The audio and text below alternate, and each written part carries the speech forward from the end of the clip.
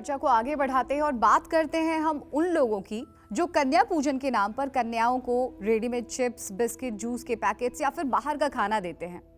पंडित जी, आप जरा हमें ये बताइए, क्या कन्याओं की थाल में ये सारी चीजें होनी चाहिए? बिल्कुल नहीं होनी चाहिए।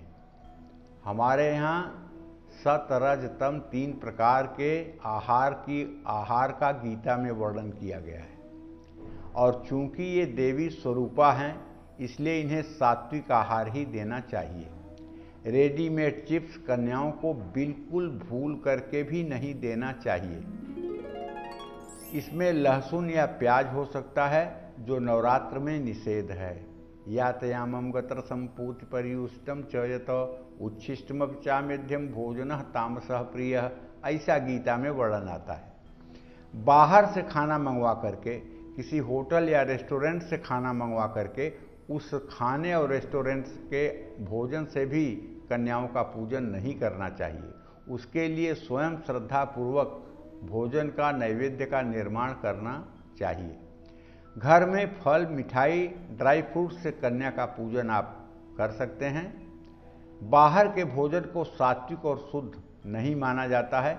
पता नहीं वो कितने लोगों के स्पर्श में आया है, किसी ने स्नान करके बनाया है कि बिना स्नान करके बनाया है, किस संग दोष से वो दूषित है। इसलिए और दूसरी बात जो ध्यान देने की है वो है, प्लास्टिक या कागज़ की प्लेट में कुंवारी कन्याओं को भूल करके भी भोजन ना दें। स्टील, पत्तल या लकड़ी की प्लेट में कन्याओं को भोजन परोसें। जो लोग चांदी की प्लेट में, चांदी की कटोरी में, चांदी के चम्मच से कन्याओं का पूजन करते हैं, वो लोग निश्चित रूप से मोक्ष को प्राप्त होते हैं और इस जन्म में कुबेर के समान धनवान होते हैं और उनका यश पताका दिग दिगंत में फहराता है। इसमें कोई दो राय नहीं है। ये इतनी बड़ी बात भी नहीं है कि नव चांदी का प्लेट और कटोरी खरीदने में कोई बहुत दुनिया का दौलत लग जाएगा। बस आपकी श्रद्धा होनी चाहिए और आपका दिल होना चाहिए। एक बार खरीद लेंगे तो हर साल नवरात्र में उससे पूजन आप करेंगे।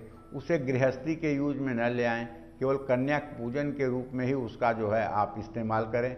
इससे निश्चित रूप से आपका जीवन 1 साल के अंदर ही बदल जाएगा, इसमें कोई दो राय नहीं है। कन्याओं की थाल में लौंग रखने से माँ दुर्गा प्रसन्न होती हैं।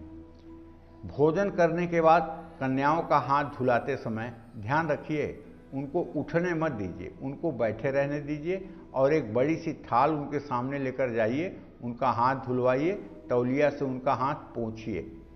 आप हाथ धुलवाइए, आपकी पत्नी हाथ पोंछे, ठीक है।